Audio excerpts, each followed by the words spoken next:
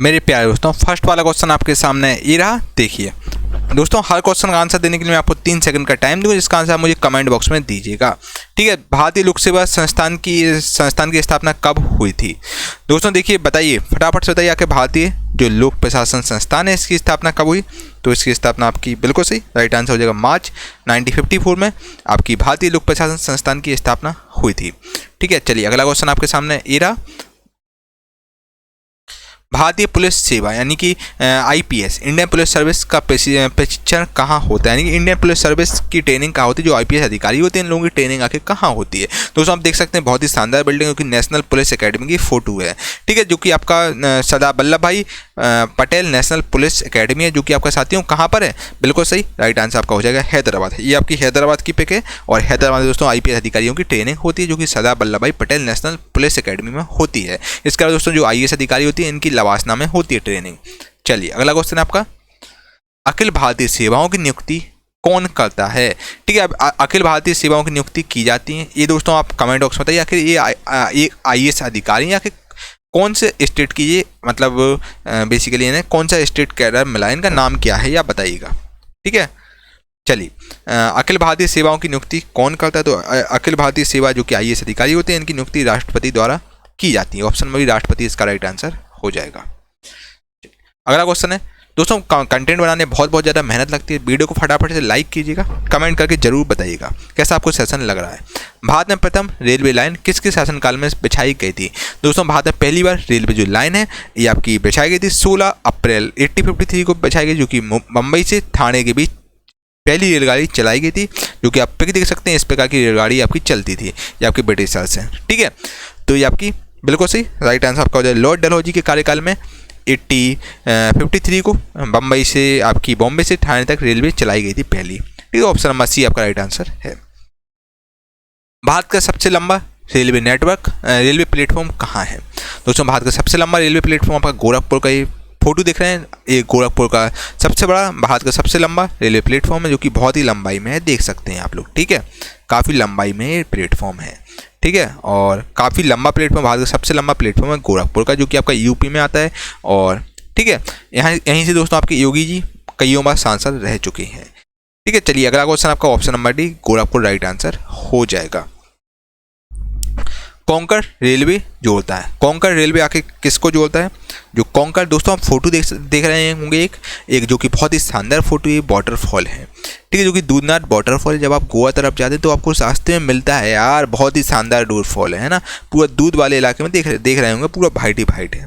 ठीक है। दूध सागर ये बेसिकली वाटरफॉल है। ठीक है। जो कोंकण रेलवे बेसिकली जोड़ता है ये आपका रोहा से मंगलुरु को जोड़ता है। ठीक है। तो ऑप्शन नंबर बी आपका राइट आंसर हो जाएगा। ये बहुत सबसे ज़्यादा इन्वेस्टमेंट इसी पर हुआ है, कोंकण रेलवे पर।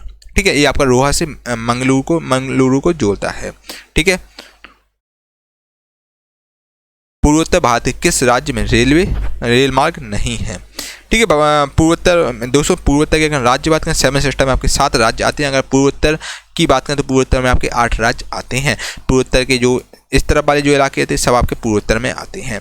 तो दोस्तों पूर्वोत्तर भारत के किस राज्य में रेल मार्ग नहीं है? तो आपका गंगटोक जो कि सिक्किम में, ये आपका गंगटोक सिक्किम है। यहाँ पर दोस्तों रेल मार्ग नहीं है, सिक्किम में आपका रेल मार्ग नहीं है। ठीक है। तो ऑप्शन नंबर आपका ए राइट आंसर हो जाएगा। ठीक है। चलिए आपको दोस्तों यहाँ जाना होगा तो आपको यहाँ से सिलीगुड़ी होते हुए जाना पड़ता है। ठीक है। तो ऑप्शन नंबर सिक्किम आपका राइट आंसर हो जाएगा। देश की सबसे तेज चलने वाली रेलगाड़ी आपकी कौन सी है? दोस्तों देश की सबसे तेज चलने वाली रेलगाड़ी है, जो कि ट्रेन है, जो कि गतिमान एक्सप्रेस है। गतिमान एक्सप्रेस की पिक है, जो कि दिल्ली से आगरा आपकी 100 मिनट में आपको पहुंचा देती है। ये आपकी सबसे तेज चलने वाली रेलगाड़ी है। ठीक है। गतिमान एक्सप्रेस। चलिए अगला क्वेश्चन है आपका, पैलेस ऑन व्हील्स की तर्ज पर नई रेलगाड़ी डेक्कन ओडिसी का परिचालन किस राज्य में हो रहा है? दोस्तों आप फोटो देख रहे होंगे, बहुत ही शानदार फोटो है, जिसमें आपको ट्रेन दिख रही है, जो कि राजा महाराजा टाइप की ट्रेन है। कितना शानदार लग्जरी ट्रेन है, जिसका नाम है दोस्तों डेक्कन ओडिसी। ठीक है। और इसके अंदर 12 माह सब कुछ आपका है। ठीक है। तो भाई ये पैलेस ऑन व्हील्स की तर्ज पर ये नई रेलगाड़ी बनी, जो कि डेक्कन ओडिसी है। ये आपका बेसिकली इसका परिचालन किस राज्य में हो रहा है? तो इसका परिचालन आपका महाराष्ट्र में हो रहा है। ऑप्शन नंबर सी महाराष्ट्र इसका राइट आंसर हो जाएगा। चलिए मेरे प्यारे दोस्तों, अगर अभी तक आपने हमारी ल्यूसेंट जीके की टॉप 1000 चैप्टर वाइज प्रश्न की ई बुक नहीं ली है तो साथियों मैं आपको सजेस्ट करूंगा बड़े भाई की तरह कि दोस्तों इस ई बुक को आप ले लीजिए, जो कि वन ऑफ द बेस्ट आपके एग्जाम के लिए रहेगी। क्योंकि दोस्तों इसमें सारे क्वेश्चन चैप्टर वाइज हैं, बिल्कुल सिस्टमेटिक, जैसे क्लास में आपको कंटेंट फोटो के पिक्चर के फॉर्मेट में कराता हूँ, वैसे ही दोस्तों इस ई बुक में सेम वही कंटेंट आपको मिलेगा। लेकिन दोस्तों इस ई बुक में आपको सारा कंटेंट चैप्टर वाइज मिलेगा। चैप्टर वाइज दोस्तों मतलब आपको बिल्कुल सिस्टमेटिकली रूप में मिलेगा, एंशिएंट फिर मेडिवल फिर मॉडर्न, मतलब आपको जैसे आपके टेक्स्ट बुक में रहता है वैसी कंटेंट, और सारे सब में फोटो मिलेंगे, लगभग 1000 फोटो आपको इसमें सब में मिलेंगी। ठीक है, 10 वर्षों में दोस्तों सबसे ज़्यादा रिपीट करने वाले प्रश्न आपको मिलेंगे, जो आपके एग्जाम में बार बार एग्जाम में पूछे जा रहे हैं, बस वही क्वेश्चन दोस्तों आपको मिलेंगे। तो जीके का मास्टर पीडीएफ आप लोग दोस्तों जरूर लीजिएगा, जो कि वन ऑफ द बेस्ट है। इस पर ऑफर चल रहा है जो कि मिनिमम शुल्क में आपको दी जा रही है। डिस्क्रिप्शन में दोस्तों मैं लिंक डाल दूंगा, वहां से आप इस ई बुक को डाउनलोड कर लीजिएगा। और बाकी दोस्तों मैं ये हमारा व्हाट्सएप नंबर, किसी प्रकार का डाउट हो ना, इस नंबर से भी आप संपर्क कर लेना, आपके सारे डाउट क्लियर कर दिए जाएंगे। ठीक है दोस्तों, इस ई बुक को आप लोग जरूर परचेज कीजिए, क्योंकि वन ऑफ द बेस्ट आप किसी भी एग्जाम की तैयारी कर रहे हो, एसएससी हुआ, रेलवे हुआ, किसी भी एग्जाम की तैयारी कर जिसमें जीके आता हो, तो उन सब के लिए दोस्तों ई बुक बहुत इंपॉर्टेंट, क्योंकि दोस्तों एग्जाम में मोस्टली क्वेश्चन आपको इसी ई बुक से मिलेंगे। पिक्चर दोस्तों हमें चीज़ें हमेशा लॉन्ग टर्म के लिए याद रहती है, जैसे मैं केरला का कोई आंसर रहेगा तो मैं प्रॉपर बिल्कुल अच्छे से मैंने मैप के माध्यम से समझाया, ताकि आपको दोस्तों एक साथ 5 क्वेश्चन तैयार हो जाए, है ना। मैप से दोस्तों हमें माइंड मैप से हमेशा चीज़ें याद रहती है, हम कभी नहीं भूलते हैं। तो इस ई बुक को आप लोग जरूर परचेज कीजिएगा। भारत की कौन सी रेलगाड़ी अपनी यात्रा में सबसे लंबी दूरी यानी कि 4283 किलोमीटर तय करती है? दोस्तों 4283 किलोमीटर यानी कि जो आपका असम में डिब्रूगढ़ है, डिब्रूगढ़ से होकर एक कन्याकुमारी रेलवे जाती है। इसका नाम है दोस्तों विवेक एक्सप्रेस। राइट आंसर विवेक एक्सप्रेस है, जो कि ट्रेन 4283 किलोमीटर भारत की सबसे ज़्यादा आपकी लंबाई मतलब कवर करती है, सबसे ज़्यादा मतलब सबसे दूर तक जाती है। ठीक है, 4283 किलोमीटर की लंबी दूरी तय करती है, जो कि विवेक एक्सप्रेस, जो कि आपके असम के डिब्रूगढ़ से चलती है और ये आपकी कन्याकुमारी तक जाती है, जो कि आखिरी स्टॉपेज है। ठीक है, इसके बाद दोस्तों आपका स्टेशन नहीं है। चलिए, भारत में सर्वाधिक तेज जनसंख्या वृद्धि दर वाला राज्य आपका है, वो आपका है बिल्कुल सही, जो जहाँ पर मतलब सबसे ज़्यादा तेज जनसंख्या वृद्धि दर वाला जो राज्य है वो आपका है Meghalaya. Option number D Meghalaya right answer हो जाएगा, और मेघालय आपका ए है। ठीक है, यहाँ पर सबसे ज़्यादा जनसंख्या बढ़ रही है। ठीक है, तो मेघालय आप देख सकते हैं, यहाँ पर गारो खासी जयंती ये सब पहाड़ी आपकी यहाँ पर हैं, तो ऑप्शन नंबर डी मेघालय आपका राइट आंसर है। भारत के नगरीय जनसंख्या में सर्वाधिक योगदान किसका है? मतलब नगरीय मतलब भारत में सबसे ज़्यादा नगरीय सभ्यता है, नगरीय जनसंख्या किस राज्य में है? तो भारत में सबसे ज़्यादा नगरीय जनसंख्या आपकी है वो आपकी महाराष्ट्र में है। ऑप्शन नंबर आपका बी राइट आंसर महाराष्ट्र हो जाएगा। क्या आपको कोई दिक्कत है, कोई तकलीफ, कोई समस्या, किसी प्रकार का डाउट हो बताइएगा, आपके सारे डाउट क्लियर कर दिए जाएंगे।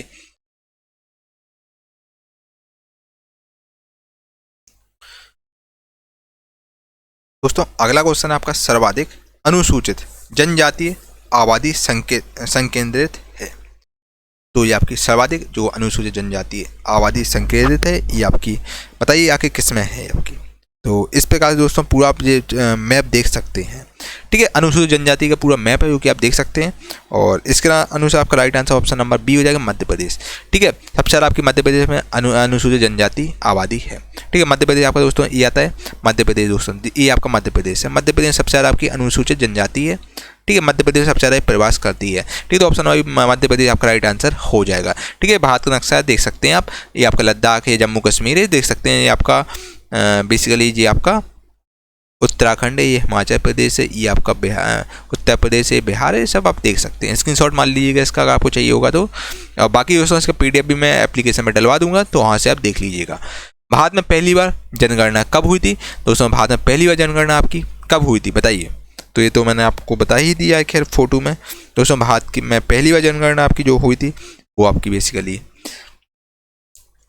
देखो 1881 में दोस्तों देश में पहली बार जनगणना हुई थी। ऑप्शन नंबर सी 8081 इसका राइट आंसर हो जाएगा। ठीक है, चलिए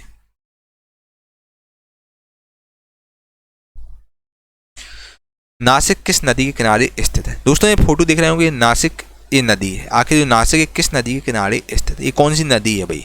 तो दोस्तों नासिक की पिक है, और ये नासिक जो आपका है ये आपका बेसिकली गोदावरी नदी के किनारे स्थित है। ठीक है, ऑप्शन नंबर डी आपका राइट आंसर है।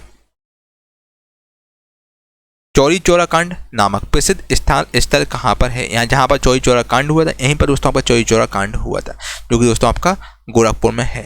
ठीक है, तो right answer option number Gorakhpur हो जाएगा। ये चौरी चौरा कांड की फोटो देख सकते हैं आप।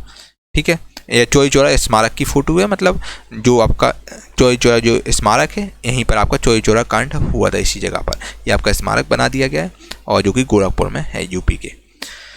जिसके ग्रंथ में चंद्रगुप्त मौर्य का विशिष्ट रूप से वर्णन हुआ है वह है आपके विशाख दत्त है। Option number C Vishakh Datta right answer हो जाएगा, जो कि संस्कृत के प्रसिद्ध कवि हैं विशाख दत्त। ठीक है, चलिए सांची का स्तूप किसने बनवाया? दोस्तों ये फोटो देख रहे होंगे आप, जो कि सांची का स्तूप है, जो कि बहुत ही शानदार स्तूप है, जो कि बेसिकली किसने बनवाया? बौद्ध धर्म का स्तूप है। ठीक है, क्योंकि आपका एमपी के पास में एमपी में आपका विदिशा आता है, डिस्ट्रिक्ट विदिशा है, वहाँ पर आपका सांची की जगह है, वहाँ पर आपका सांची का स्तूप है, जो कि दोस्तों आपका बेसिकली बनवाया था। बिल्कुल सही राइट आंसर आपका हो जाएगा, अशोक ने बनवाया था सांची का स्तूप। ठीक है, ऑप्शन नंबर ये आपका राइट आंसर है। भारत में गेहूं का सर्वाधिक उत्पादन करने वाला राज्य कौन सा है? भारत में दोस्तों गेहूं का सर्वाधिक उत्पादन करने वाला राज्य वो आपका है दोस्तों, बिल्कुल सही राइट आंसर आपका हो जाएगा। देखिए नक्शा में आप देख रहे हैं उत्तर प्रदेश दोस्तों सबसे ज़्यादा गेहूं का उत्पादन करता है। ठीक है, तो दोस्तों उत्तर प्रदेश का ये नक्शा है, आप देख सकते हैं। उत्तर प्रदेश में दोस्तों गेहूं सबसे ज़्यादा होता है, तो राइट आंसर आपका हो जाएगा ऑप्शन नंबर सी यूपी उत्तर प्रदेश। विश्व में कॉफी उत्पादन में भारत का स्थान कौन से नंबर पर है? दोस्तों हम विश्व की अगर बात करें, विश्व में कॉफी उत्पादन में दोस्तों भारत का नंबर आपका आता है, बिल्कुल सही राइट आंसर हो जाएगा। भारत आपका 6वें नंबर पर आता है कॉफी उत्पादन में। ठीक है दोस्तों, कॉफी के पेड़ हैं, आप फोटो में देख सकते हैं, सब कॉफी के पेड़ हैं। ठीक है, भारत की मुख्य खाद्य फसल कौन सी है? दोस्तों भारत की मुख्य जो खाद्य फसल है वो कौन सी है? तो भारत की मुख्य खाद्य फसल आपकी चावल है, ऑप्शन नंबर ए चावल राइट आंसर हो जाएगा। ठीक है, सबसे ज़्यादा हम भारत में चावल का प्रयोग होता है, चावल खाने में लाया जाता है, क्योंकि चावल सबसे ज़्यादा होता है भारत में। ठीक है, चावल आपका बहुत होता है भारत में और चावल आपका राइट आंसर हो जाएगा। ठीक है, ऑप्शन नंबर ए को टिक कर लीजिए। निम्न में कौन सा बागवानी से संबंधित है? ठीक है, तो बागवानी से संबंधित आपका है जो क्रांति है, जो कि आपका बेसिकली जो बागवानी यानी कि जो साथियों जो फल वगैरह से संबंधित है, जिसमें आप फोटो में देख रहे होंगे, और इसमें आपका वेजिटेबल फ्लावर्स ये सब आपके आते हैं। और ये आपकी जो क्रांति हुई 1991 से लेकर 2003 तक चली है, और ये आपकी बेसिकली गोल्डन रेवोल्यूशन इससे संबंधित है। और बागवानी से संबंधित आपकी जो क्रांति है वो आपकी स्वर्ण क्रांति, ऑप्शन नंबर सी स्वर्ण क्रांति आपका राइट आंसर हो जाएगा। स्वर्ण क्रांति आपकी बागवानी से संबंधित है, जो कि आपके बेसिकली फ्रूट वगैरह इसमें आते हैं। खालसा पंथ की नींव किस सिख गुरु ने डाली? दोस्तों खालसा पंथ की स्थापना किसने की? तो खालसा पंथ की जो स्थापना है वो आपकी की थी गुरु गोबिंद सिंह ने की थी, जो कि सिखों के 10वें और अंतिम गुरु थे। ठीक है, इन्होंने दोस्तों खालसा पंथ की स्थापना की थी। दोस्तों इनका एक बहुत ही शानदार जो क्वाइट था, इन्होंने बहुत ही शानदार बात बोली, जो कि आपके अंदर एक आग लगा देगी। अगर आप केवल भविष्य के बारे में सोचते रहेंगे तो वर्तमान भी खो देंगे। अज्ञानी व्यक्ति दोस्तों पूरी तरह से अंधा होता है और गहनों के मूल्य की सराहना नहीं करता है, बल्कि सिर्फ उसके चकाचौंध की तारीफ करता है, जो उसके चकाचौंध है उसकी तारीफ करता है, जो अज्ञानी व्यक्ति होता है दोस्तों। इसलिए आप भविष्य की मत सोचिए, जो प्रेजेंट में उस पर फोकस कीजिए, आपका सिलेक्शन हर हाल में होगा। ठीक है, ऐसे मेहनत करके आपका सिलेक्शन हो जाएगा, परिणाम आपको बहुत ज़्यादा शानदार मिलेगा। तो दोस्तों फ्यूचर की ज़्यादा मत सोचिए, प्रेजेंट पर फोकस कीजिए, ना पास्ट पर ध्यान दीजिए, केवल और केवल प्रेजेंट पर फोकस कीजिए। चलिए, खालसा पंथ की स्थापना दोस्तों किसने की? गुरु गोबिंद सिंह ने की थी। चलिए, भारत का राष्ट्रीय आदर्श वाक्य सत्यमेव जयते कहाँ से उद्धृत है? दोस्तों सत्यमेव जयते बेसिकली कहाँ से लिया गया? कुल मिला के एग्जामिनर ए बोल रहा है। दोस्तों सत्यमेव जयते आपका मुंडकोपनिषद से लिया गया। मुंडकोपनिषद ए है आपका एक किताब है जहाँ से आपका सत्यमेव जयते लिया गया है। ठीक है, अगला क्वेश्चन है अनवार ए सोहेली ग्रंथ किसका अनुवाद है? जो अनवार ए सोहेली जो ग्रंथ है एक आके किसका अनुवाद है? तो ये आपका बिल्कुल सही, ये आपका जो बेसिकली अनुवाद है, पंचतंत्र में अनुवाद है इसका। ठीक है, चलिए ऑप्शन नंबर ये पंचतंत्र राइट आंसर है आपका। अगला क्वेश्चन, दिल्ली का पुराना किला किसके द्वारा बनवाया गया था? दोस्तों दिल्ली का जो पुराना किला है, जो कि आप फोटो देख रहे होंगे, यहाँ पर कुछ नहीं अब खंडर हो चुका है पुराना किला में, यहाँ कपल्स वगैरह जाते हैं, हकीकत यही है। तो दिल्ली का जो पुराना किला है दोस्तों, ये बनवाया था बेसिकली शेरशाह सूरी ने बनवाया था। ठीक है, और इसका मकबरा है कहाँ पर? सासाराम बिहार में है, जो कि सूरी वंश का संस्थापक था। और दोस्तों ये सबसे बड़ा मोटिवेशनल पर्सन था, जो कि 65 साल में हिंदुस्तान का शहंशाह बना था। ठीक है, मेहनत करो यार भाई।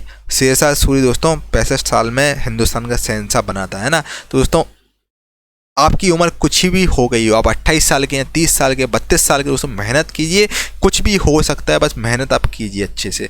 जो देश मतलब यार जो सल्तनत पर बैठा हो, जो राजा बना हो 65 साल की उम्र में, यार शेरशाह सूरी ने दोस्तों अथक संघर्ष किए तब जाके राजा बना, जो कि 65 साल की उम्र में बना है। ठीक है, निम्न में से किस स्थान का प्रमाणिक समय एवं स्थानीय समय लगभग एक समान है? तो दोस्तों ये आपका बिल्कुल सही। आखिर में किस स्थान का प्रमाणिक समय और स्थानीय समय लगभग एक समान है? तो ये आपका उत्तर प्रदेश में नैनी का है। ठीक है, तो उत्तर प्रदेश का नैनी है आपका जगह, जहाँ पर आपका प्रमाणिक समय और स्थानीय समय लगभग समान है। ऑप्शन में भी नैनी आपका राइट आंसर हो जाएगा। उत्तर प्रदेश आपका इलाहाबाद के पास नैनी है जगह, वहाँ का है। ठीक है, चलिए एक ट्रिक है दोस्तों, उमा एसी चलते ही उड़ी। ठीक है, ये बेसिकली जहाँ जहाँ से आपकी मानक रेखा निकलती है, ये सब उसका ट्रिक है। ठीक है, भारत के मुख्य चुनाव आयुक्त की नियुक्ति आखिर कौन करता है? जो दोस्तों भारत का मुख्य चुनाव आयुक्त होता है, यानी कि चीफ इलेक्शन कमिश्नर होता है। दोस्तों आप लोगो देख सकते हैं, ये चीफ इलेक्शन कमीशन का लोगो है। और बेसिकली जो चीफ कमिश्नर का जो नियुक्ति है वो आपका करता है, बिल्कुल सही राइट आंसर हो जाएगा ऑप्शन नंबर सी, राष्ट्रपति। राष्ट्रपति दोस्तों चीफ इलेक्शन कमिश्नर की नियुक्ति करता है। भारत का प्रथम मुख्य चुनाव आयुक्त आपका बेसिकली थे, जो कि सुकुमार सेन थे, ये भारत के चीफ इलेक्शन कमिश्नर थे। और जो कि आप फोटो देख सकते हैं, ये भारत के पहले चीफ कमिश्नर है सुकुमार सेन। याद रखिएगा, very very very most important question आपके एग्जाम के पॉइंट ऑफ व्यू से। तो ऑप्शन नंबर डी को टिक कर लीजिए, राइट आंसर है। देश में पहली बार राष्ट्रीय आपातकाल की उद्घोषणा कब की गई? यानी देश में पहली बार राष्ट्रीय आपातकाल की घोषणा कब की गई?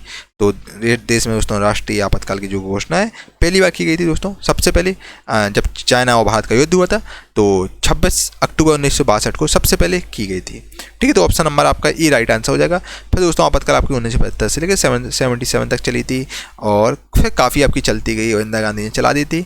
और ऑप्शन नंबर ये आपका 26 अक्टूबर 1962 राइट आंसर हो जाएगा। जब बेसिकली जब भारत और चाइना का युद्ध हुआ था, तो राष्ट्रपति के हाथ में पूरी पावर आ गई थी। और तीसरी बार राष्ट्रीय आपातकाल की उद्घोषणा राष्ट्रपति ने किस आधार पर की थी? तो ये आपकी आंतरिक अशांति दोस्तों भारत में पैदा हो गई थी।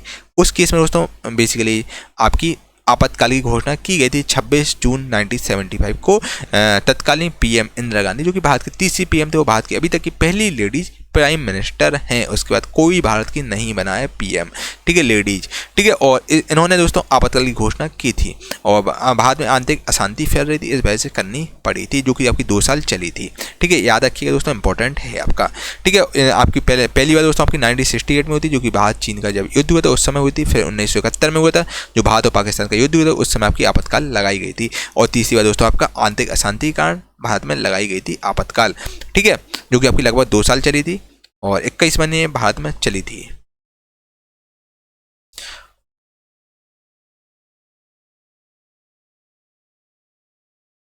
संविधान के अनुच्छेद 1 में भारत को क्या कहा गया है? दोस्तों संविधान के जो अनुच्छेद 1 है, इसमें जो भारत है, इसको भारत को बेसिकली बिल्कुल सही राज्यों का संघ कहा गया है। संघ और राज्य क्षेत्र, यानी कि जो आपका आर्टिकल 1 से लेकर 4 तक आता है, और इसमें राज्यों का संघ कहा गया है अनुच्छेद 1 में भारत को। ठीक है, चलो अगला क्वेश्चन है आपका, संविधान के किस अनुच्छेद में सर्वोच्च न्यायालय के न्यायाधीश पर महाभियोग चलाए जाने का प्रावधान है? तो वो का आर्टिकल कौन सा है? दोस्तों अगर राष्ट्रपति बेसिकली जब सर्वोच्च न्यायालय का जो न्यायाधीश है अपनी पावर का गलत इस्तेमाल करता है, तो उस पर महाभियोग लगाया जाता है। तो महाभियोग आके किस आर्टिकल के अनुच्छेद में आता है? ठीक है, तो महाभियोग में बेसिकली क्या होता है, सर्वोच्च न्यायालय को न्यायाधीश के पद से हटा दिया जाता है। ठीक है, तो राइट आंसर आपका हो जाएगा आर्टिकल 124 के तहत महाभियोग चलता है आपका सुप्रीम कोर्ट CJI यानी चीफ जस्टिस ऑफ इंडिया पर चलता है।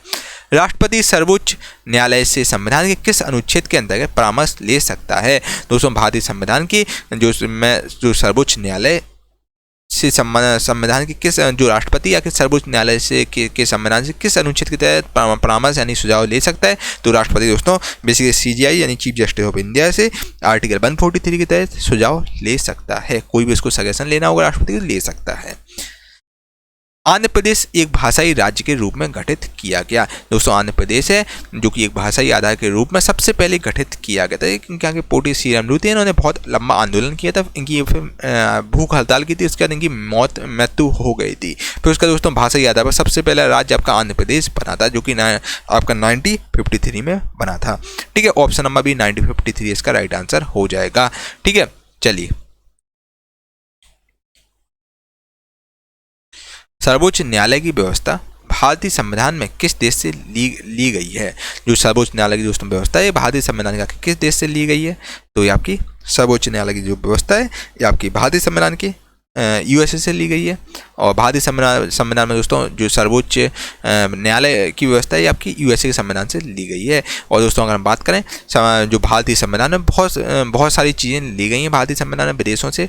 अमेरिका से आपका मौलिक अधिकार लिया गया, जर्मनी से आपातकाल लिया गया, आयरलैंड से आपका नीति निर्देशक तत्व लिया गया, ऑस्ट्रेलिया से आपका संबंधित सूची ली गई है। याद रखिएगा, इंपॉर्टेंट है। हमारे संविधान में मूल अधिकार किस संविधान से प्रेरित हैं? तो दोस्तों मूल अधिकार यानी कि मौलिक अधिकार जी आपके बेसिकली लिए गए थे अमेरिका के संविधान यूएसए के संविधान से लिए गए थे आपके मौलिक अधिकार। चलिए निम्नलिखित में से कौन सा नगर गोमती नदी के किनारे स्थित नहीं है? तो दोस्तों राइट आंसर हो जाएगा चित्रकूट। आपका चित्रकूट यूपी में आता है और चित्रकूट धाम, ठीक है, ये आपका गोमती नदी के किनारे स्थित नहीं है आपस। ठीक है, तो आपका राइट आंसर आपका चित्रकूट हो जाएगा। चलिए बहुत ही शानदार जगह चित्रकूट जो कि यूपी में आपकी आती है। गंगा नदी पर कौन सी प्रांतीय राजधानी स्थित है? तो दोस्तों गंगा नदी पर जो प्रांतीय राजधानी है वो आपकी पटना आपकी गंगा नदी बेसिकली गंगा नदी पर आपकी जो स्थित है वो प्रांतीय राजधानी पटना है। और ये बहुत ही शानदार है पटना। देखिए अब बिहार की राजधानी है पटना। ठीक है, बहुत ट्रैफिक लगता है, बहुत अलग है, बहुत ज़्यादा ट्रैफिक यहाँ लगता है। तो right answer option number D Patna right answer हो जाएगा। चलिए अगला क्वेश्चन है गंगा यमुना और अदृश्य सरस्वती के संगम पर स्थित नगर कौन सा है? जहाँ पर दोस्तों गंगा नदी है, एक तरफ गंगा है, ये आपकी गंगा नदी है, ये आपकी यमुना है और ये आपकी सरस्वती यहाँ पर है। और यहाँ पर मतलब अदृश्य सरस्वती है, दिखती नहीं है, मतलब नाव वाले दिखा देते भाई ये सरस्वती नदी निकली है। तो गंगा यमुना सरस्वती तीनों जगह का मतलब संगम है, जो कि प्रयागराज में है, जो कि त्रिवेणी संगम में है। ठीक है, तो आपका यहाँ पर गंगा यमुना त्रिवेणी संगम में गंगा यमुना और सरस्वती मिलती है, अदृश्य सरस्वती यहाँ पर मिलती है, जिसको हम प्रयाग बोलते हैं। ठीक है, यहाँ पर मतलब 3 नदियों का संगम है। ठीक है, तो राइट आंसर आपका हो जाएगा इलाहाबाद। पहले इसका नाम इलाहाबाद था, अब आपका प्रयागराज है। Option number C Allahabad right answer आपका हो जाएगा। कोई दिक्कत, कोई तकलीफ, कोई समस्या दोस्तों किसी प्रकार का डाउट हो बताइएगा, आपके सारे डाउट क्लियर कर दिए जाएंगे। बाकी फटाफट से वीडियो को लाइक कीजिए, कमेंट करके जरूर बताइए कैसा सेशन आपको लग रहा है। इस वीडियो को एक व्हाट्सएप ग्रुप में जरूर शेयर करें, सो दैट मैं आपके लिए ऐसे ही कंटेंट बनाता रहूँ। ठीक है भाई, और आपके कितने क्वेश्चन सही हैं कमेंट करके आप लोग जरूर बताइएगा।